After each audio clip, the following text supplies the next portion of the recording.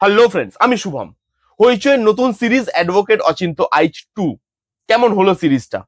হইচইয়ের regular কাজের মধ্যে একটা, নাকি এই কাজটাকে হইচইয়ের ভালো কাজের মধ্যেও ফেলা যায়? আসুন সবকিছু নিয়ে কথা বলে নিই এই ভিডিওতে। ডাইরেক্টেড বাই জয়দীপ মুখার্জি, কাস্টে আছে ঋত্বিক দা ইন আ লিড রোল। এটার টোটাল 7টা এপিসোড আছে, প্রত্যেকটা এপিসোড ওই মোটামুটি 20 থেকে 25 মিনিটের মধ্যে। এবার আপনি দেখবেন হইচই নিজের ফরম্যাট একটু চেঞ্জ করেছে, সেই জন্য সেই জিনিসটা তাদের কাজেও এফেক্ট ফেলেছে। আগে 6টা করে এপিসোড হতো, এখন 7টা করে এপিসোড হচ্ছে। একটু বড় বড় সিরিজ তারা বানানোর চেষ্টা করছে, কন্টেন্টে তারা মন দিয়েছে এবং সেটা তাদের কাজে বোঝা যাচ্ছে। আগে যেরকম সারা বছর বাজে কাজ হতো, একটা দুটো ভালো কাজ বেরোতো, এখন ব্যাক টু ব্যাক কিন্তু তারা ভালো কাজ দেওয়ার চেষ্টা করছে। যেরকম কিছুদিন আগে বীরাঙ্গনা এসেছিল, যেটা হইচইয়ের একটা ভালো কাজের মধ্যেই আমি ফেলি। এবং আগেন এই অ্যাডভোকেট অচিন্ত আইচ 2 এটাও কিন্তু হইচইয়ের একটা ভালো কাজের মধ্যেই পড়ে, কারণ এর মধ্যে অনেকগুলো পজিটিভ দিক আছে। সবকিছু নিয়ে আসছি, কথা বলছি। বাট তার আগের গল্পটা আপনাদেরকে যদি একটুখানি বলে দিই। এখানে আরজিকর কাণ্ড এবং ধনঞ্জয়, এই দুটো বড় ঘটনা, তার থেকে একটু একটু করে জিনিস, একটু একটু করে এলিমেন্ট নেওয়া হয়েছে এবং তারা নিজের মতো করে একটা গল্প প্রেজেন্ট করার চেষ্টা করেছে দর্শককে। এবার আপনি দেখবেন আরজিকর কাণ্ডের সময় এই যে একজন মেয়ে, তার উপর যেভাবে অকথ্য অত্যাচার হয়েছে, তাকে যেভাবে মারা হয়েছে এবং তার উপরে যা অত্যাচার হয়েছে সেটার এগেনস্টে সারা দেশ রাস্তায় নেমেছিল। সারা দেশের মানুষ কথা বলছিল, তারা রাত জাগছিল, তারা প্রতিবাদ করছিল, তারা জাস্টিস চাইছিল। হ্যাঁ, সেগুলোর আলটিমেটলি কোনো লাভ হয়েছে বলে আমার মনে হয় না, কিন্তু সেই জিনিসগুলো হচ্ছিল, সেই জিনিসটা আপনি এখানেও দেখতে পাবেন। আবার ধনঞ্জয়ের যে ঘটনাটা, সেটার থেকেও কিন্তু আবার কিছু এলিমেন্ট এখানে নেওয়া হয়েছে। এখানে মেন যে গল্পটা, সেই গল্পটা হচ্ছে একটা বড় লোক বাড়ির মেয়ে, তাকে রেপ করে খুন করে মারা হয় এবং দোষ গিয়ে পড়ে বাড়ির ড্রাইভারের ওপরে, যেই মানে রোলটা প্লে করছে সত্যম দা। এবার বাড়ির ড্রাইভারের ওপরে দোষটা গিয়ে পড়ে।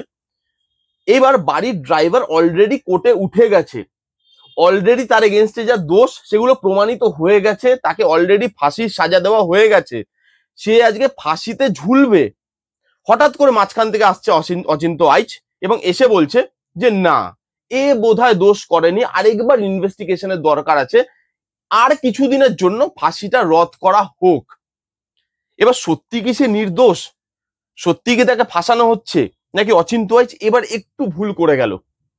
সে সবকিছু জানতে গেলে আপনাকে হইচইতে এই সিরিজটা দেখে নিতে হবে। এবার যদি এর পজিটিভ দিকগুলো নিয়ে কথা বলি, প্রথমত এর যে বেসিক গল্পটা ভালো এবং বেসিক গল্পটা না আজকের দিনেও রেলেভেন্ট। এত কেস হওয়ার পরেও, এত ধর্ষণ হওয়ার পরেও, এত প্রতিবাদ হওয়ার পরেও আজকের দিনেও সেই জিনিসগুলো কিন্তু থামেনি বা পুরোপুরি চলে গেছে সেটা আমরা বলতে পারবো না, বা আমরা সব দিক দিয়ে জাস্টিস পেয়েছি সেটাও কিন্তু বলতে পারবো না। দিন দিনে এই ঘটনাগুলো বেড়েই চলেছে। আজকে রাত্রেবেলা কেউ সেফ নয়, রাত্রেবেলা লোক বাইরে বেরোতে ভয় পায়। খালি মেয়ে বলে নয়, কিন্তু প্রত্যেকে। আজকে রাত্রেবেলা, ভাই রাত্রেবেলা আমি এই রাস্তাটায় যাবো না যাবো না, পাড়ার থেকে বাইরে বেরোবো না ভাই বেরোবো না, একটু প্রবলেম আছে। সেই সব জিনিসগুলো এখানে দেখানো হয়েছে এবং সেই জিনিসগুলো গল্পের মধ্যে যেভাবে উঠে আসে এবং আরজিকর কাণ্ড থেকে কিছু এলিমেন্ট এবং ধনঞ্জয়ের থেকে কিছু এলিমেন্ট যেভাবে নেওয়া হয়েছে, সেই জিনিসগুলো খুব ভালো এবং সেই জিনিসগুলো না ফোর্সফুল বলে মনে হয় না। সেই জিনিসগুলো দেখতে ভালো লাগে। গল্পটাকে বোনা খুব ভালোভাবে হয়েছে, গল্পটাকে খুব ভালোভাবে লেখা হয়েছে এবং এই জিনিসগুলো, এই গল্পটা সত্যি আমাদের মনে প্রশ্ন তুলে যায় যে আজকেও কি আমরা একটা মানব সমাজে বাস করি? আজকেও কি কিছু মানুষ, তাদেরকে মানুষ বলা যায় নাকি তাদেরকে শুধু মাংসপিণ্ড বলা যায়, খালি পিস অফ মিট বলা যায়? তাদেরকে কি বলা যায়? আজকে যারা ধর্ষণ করছে তারাও পিস অফ মিট এবং যারা হচ্ছে তারাও পিস অফ মিট তাদের কাছে, মানে যারা ধর্ষণ করছে তাদের কাছে তারাও পিস অফ মিট। মানুষ বলে কিছু নেই, বাচ্চা বলে কিছু নেই। এই জিনিসগুলো যেভাবে উঠে আসে, যেভাবে মেসেজিংটা করা হয় এবং সেই জিনিসটা আজকের দিনেও রেলেভেন্ট, এবং সেটাই দুঃখের বিষয় যে এই সাবজেক্টটা আজকের দিনও রেলেভেন্ট, আজকে আমাদের দেশে বা আজকে আমাদের সমাজে আজকের দিনও রেলেভেন্ট এত কিছুর পরেও। কবে ঠিক হবে, কবে আমরা আরেকটু বেটার ভবিষ্যতের দিকে এগোবো, কবে আমরা আমাদের নেক্সট প্রজন্মকে আরেকটু বেটার ভবিষ্যতের দিকে ঠেলে দিতে পারবো, সেটা আমরা হয়তো কেউ জানি না, কিন্তু এই জিনিসটা চেঞ্জ হওয়া উচিত। সেই জিনিসটা, সেই গল্পটা, সেই মেসেজটা যেভাবে উঠে আসে সেটা খুব ভালো। এখানে পারফরমেন্সেস অনবদ্য। আমি পারফরমেন্সে সবার উপরে যাকে রাখবো সেটা হচ্ছে সোহিনী ম্যাম। সোহিনী ম্যাম এখানে যে অভিনয় করেছে ভাই, ওফ, মানে আপনি না ওই ক্যারেক্টারটা থেকে চোখ সরাতে পারবেন না। ঋত্বিক দা লেজেন্ডারি অ্যাক্টর, তাকে কিছু কিছু জায়গায় এমন ভাবে স্মার্টলি খেয়েছে যারা অ্যাক্টিং সম্বন্ধে বোঝে তারা জানে, সেই জায়গাগুলো তারা ফিল করতে পারবে যে ভাই খেয়ে নিল, ঋত্বিক দা খেয়ে নিল, এই জায়গাগুলো আপনি ফিল করতে পারবেন। সোহিনী ম্যাম আউটস্ট্যান্ডিং পারফরমেন্স দিয়েছে। এখানে যে বাচ্চা মেয়েটি, মানে যার বাবা জেলে যাচ্ছে, সত্যমদার মেয়ে আর কি, সেই মেয়েটা কাবুলিওয়ালাতে যে মেয়েটি অভিনয় করেছিল মিনির চরিত্র, সেই মেয়েটা অসাধারণ অভিনেত্রী, এত এক্সপ্রেসিভ, এত ইনোসেন্সি তার মধ্যে আছে না, কি ভালো লাগে মেয়েটাকে। কাবুলিওয়ালাতে আউটস্ট্যান্ডিং পারফরমেন্স করেছিল মিনির চরিত্রে, এখানেও আউটস্ট্যান্ডিং পারফরমেন্স দিয়েছে, খুব খুব সুন্দর। ঋত্বিক দা তার চরিত্রে যথেষ্ট ভালো, আরেকটু ভালোভাবে ঋত্বিক দার ক্যারেক্টারটা লেখা উচিত ছিল, সেটা আমি আসছি নেগেটিভ দিকে। কিন্তু ঋত্বিক দা এইটুকু জায়গার মধ্যে যেভাবে পারফরমেন্স দেওয়ার চেষ্টা করেছে সেটা খারাপ নয়, সেটা কিন্তু ভালো লাগে। দেবরাজের পারফরমেন্স আউটস্ট্যান্ডিং, কমেডি জায়গায় দেবরাজ কিন্তু বেশ ভালো, এবং কমেডি এলিমেন্ট গুলো এমন ভাবে রাখা হয়েছে যেগুলো ফোর্সফুলি মনে হয় না। হ্যাঁ, একটু মোটা দাগের লাগতে পারে, একটু ওভার দ্য টপ লাগতে পারে, কমেডিটা একটু কমার্শিয়াল কমেডি হতে পারে, কিন্তু কমেডিটা খুব একটা যে আপনার চোখে লাগবে বা খুব একটা ফোর্সফুল বলে মনে হবে সেটা না। কমেডি গুলো ভালো লাগে দেখতে, সেই জিনিসগুলো বেশ ভালো দেবরাজ কিন্তু পুল অফ করতে পেরেছে। এখানে ইমোশনটা ওয়ার্ক করে থ্রু আউট দ্য সিরিজ, ওই ইমোশনটাকে ধরে রাখতে পারে, সেই জিনিসটা কিন্তু ভালো লাগে। এখানে শাশ্বতদার একটা কেমিও আছে, শাশ্বতদার কেমিওটাও কিন্তু আমার বেশ ভালো লেগেছে। এখানে এই যে দুটো উকিলের মধ্যে আর্গুমেন্ট চলছে, সেই আর্গুমেন্টটা কিছু কিছু জায়গায় দেখতে ভালো লাগে, কিছু কিছু জায়গায় ভালো লাগে না। তো এই যে কোর্টরুম ড্রামা, সেটা কিছু জায়গায় ভালো, আবার কিছু জায়গায় ভালো না। সেই জায়গাটা কেন ভালো না পরে আমি আসছি, কিন্তু কিছু জায়গায় কোর্টরুমটা ওয়ার্ক করে, আরেকটু বেটার হতে পারতো। এখানে বিজিএম থেকে শুরু করে সেট ডিজাইন থেকে শুরু করে যেভাবে জিনিসপত্রগুলোকে রাখা হয়েছে সেটা ভালো লাগে দেখতে, এবং প্রত্যেকে ভালো ভালো খুব ভালো ভালো অ্যাক্টার আছে, তারা ভালো ভালো পারফরমেন্স দিয়েছে। সোমক আছে, সোমককে আপনি একটা আলাদা চরিত্রে দেখতে পাবেন, ভালো লাগবে সোমককে দেখতে। সাধারণত আমরা যেভাবে তাকে দেখে থাকি, এখানে তিনি সেভাবে নেই, একটু অন্যভাবে আছে। আর যে সোমককে আপনি কিন্তু বেশ ভালোভাবে এখানে দেখতে পাবেন যে ইউজ করা হয়েছে। তো এখানে অভিনয় থেকে শুরু করে গল্প, মেসেজিং, সেই গল্পটাকে যেভাবে রেলেভেন্ট করা হয়েছে আজকের দিনে এসে, সেই গল্পটা যেভাবে আমাদের কাছে বারবার ঘুরে ঘুরে আসছে, বারবার রেলেভেন্ট হয়ে যাচ্ছে, সেই জিনিসটা খুব ভালো। প্রত্যেকের অভিনয় খুব ভালো। এখানে কোর্ট কেসটা কিছু কিছু জায়গায় বেটার, এখানে ইমোশনটা ওয়ার্ক করে, কমেডিটা ওয়ার্ক করে। একটা সিরিজে আর কি চাই? আপনি একটা সিরিজ দেখতে বসছেন, সেই সিরিজটা আপনাকে হোল্ড করে রাখছে, মজা দিচ্ছে, আপনি শেষ অব্দি ধরতে পারছেন না কি হচ্ছে। কিছু কিছু টুইস্ট অ্যান্ড টার্নস আছে যেগুলো কিন্তু ওয়ার্ক করে, ভালো লাগে, এবং সেই জিনিসটা আপনার মনে হবে যে না, আমি একটা সিরিজ দেখছি যেটা আপনাকে হোল্ড করে রাখতে পারছে। সেই এলিমেন্ট এই সিরিজের মধ্যে আছে। অ্যাডভোকেট অচিন্ত ওয়াইজ খুব ভালো একটা সিরিজ। হইচইতে যেরকম ধরনের কাজ হয় তার থেকে অনেক বেটার কাজ এইটা। এই ছিল মোটামুটি পজিটিভ দিক। এবার যদি নেগেটিভ দিক নিয়ে কথা বলি, দেখুন একটা কোর্টরুম ড্রামা আপনি দেখাচ্ছেন, সেখানে দুটো উকিলকে আপনি দেখাচ্ছেন, তাদের ব্যালেন্সটা খুব জরুরি।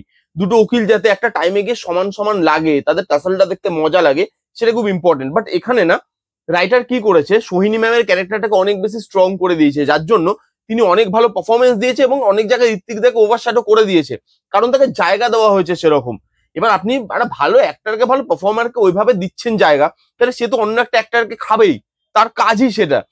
সেখানে এই যে দুজনের ব্যালেন্সটা, সেটা আমার না দেখতে ভালো লাগেনি। এবার কেন ভালো লাগেনি তারও একটা কারণ আছে। এখানে ঋত্বিকদার ক্যারেক্টারটা অনেকটা আন্ডার রিটেন, অনেকটা আন্ডার কুকড এই ক্যারেক্টারটা, সেভাবেই লেখা।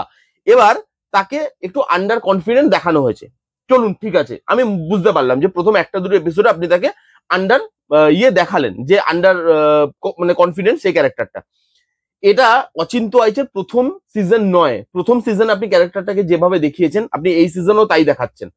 প্রথম সিজনে সে যে একটা বড় উকিলকে হারিয়ে এলো, কারণ এরকম ধরনের সিরিজের একটা কমন ট্রোপ হচ্ছে যে একটা যাদের উকিল থাকবে, তার এগেনস্টে একটা আন্ডার কনফিডেন্ট উকিল থাকবে, যাকে খুব একটা মানা টানা হয় না, যাকে উকিল বলেই ধরা হয় না, সে হঠাৎ করে খেলা পাল্টে দেবে, সে যাদের উকিলটাকে হারিয়ে দেবে, এবং তার মধ্যে একটা কনফিডেন্স আসবে।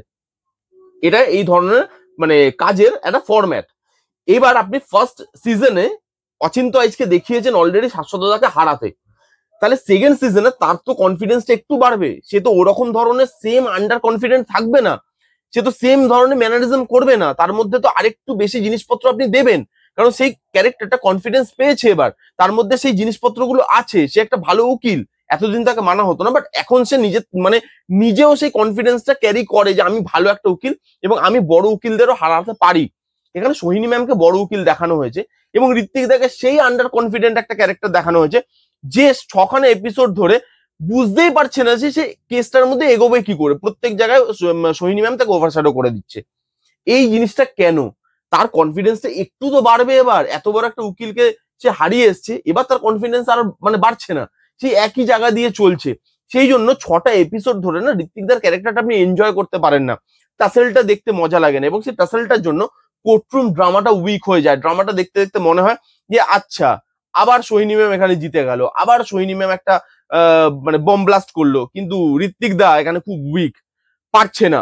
সেই জিনিসটা আমার খারাপ লেগেছে। এবং লাস্ট এপিসোডে ঋত্বিক দাকে যেভাবে স্ট্রং বানানো হলো ওভারনাইট, এবং যেভাবে জিনিসপত্রগুলো গুছিয়ে একটা জায়গায় এনে সিরিজটাকে জাস্ট শেষ করার চেষ্টা করা হলো, সেটা খুব চোখে লাগে। 6টা এপিসোড ধরে একটা পেসে জিনিসটা যাচ্ছিল। 7 নম্বর এপিসোডে ঋত্বিক দা হঠাৎ আন্ডার কনফিডেন্ট থেকে ওভার কনফিডেন্ট হয়ে গেল, হঠাৎ করে গর্জে উঠলো একটা এপিসোডে। এটা পসিবল? একটা এপিসোডে ঋত্বিক দা বাঘের বাচ্চার মতো বেরিয়ে এসে যেভাবে পারফর্ম করলো, যেভাবে সব জিনিসপত্র, সব ক্লু, সব প্রুফ তার হাতের সামনে চলে এলো, সবকিছু স্টেজ করা রইলো, সবকিছু দিল, জাজকে দিল, জাজ ভার্ডিক্ট দিয়ে দিল, এভাবে হয় না। আপনি যে পেসে চলছিলেন সেই পেসটার জন্য আপনার আরো 2টো এপিসোড লাগতো, সেই 2টো এপিসোডের দরকার ছিল সেই জিনিসটাকে বা সেই চেঞ্জটাকে দেখাতে গেলে। অথবা আপনি যদি চেঞ্জটা দেখাচ্ছেন সেটা আরো আগে থেকে আনুন, 3 নম্বর 4 নম্বর এপিসোড থেকে ওই চেঞ্জটা নিয়ে চলে আসুন আপনি, তবে 7 নম্বর এপিসোডে গিয়ে ওটা জাস্টিফাই বলে মনে হবে। কিন্তু এখানে সেই জিনিসটা হয় না। লাস্ট এপিসোড 7 নম্বর এপিসোড হুড়ুর হুড়ুর হুড়ুর করে সিরিজটা বেরিয়ে চলে যায়, সবকিছু সামনে চলে আসে, জাস্ট কেসটাকে গুছিয়ে একটা সামারি করে জিনিসটাকে শেষ করে দেওয়া হয়। কেন এভাবে শেষ করে দেওয়া হলো বুঝতে পারলাম না। এবং সিরিজটা কিন্তু খুব ভালো একটা সিরিজ, এঙ্গেজিং একটা সিরিজ। 6টা এপিসোড ধরে আপনাকে কিন্তু এঙ্গেজ করে রাখতে পারে। হ্যাঁ, লাস্ট এপিসোডটা আমার ভালো বা জাস্টিফাইড বলে মনে হয়নি। এই ছিল অ্যাডভোকেট অচিন্ত আইচ 2 সিরিজের রিভিউ। কারা কারা দেখেছেন কমেন্ট করে জানান যে আপনাদের কিরকম লেগেছে, কেমন লাগলো রিভিউটা জানাতে ভুলবেন না। ভালো লাগলে প্লিজ একটা থামস আপ, লাইক করবেন, কমেন্ট করবেন, শেয়ার করবেন, চ্যানেলটাকে মাস্ট সাবস্ক্রাইব করবেন। দেখা হচ্ছে নেক্সট কোনো ভিডিওতে, ততক্ষণ bye bye, take care and be safe.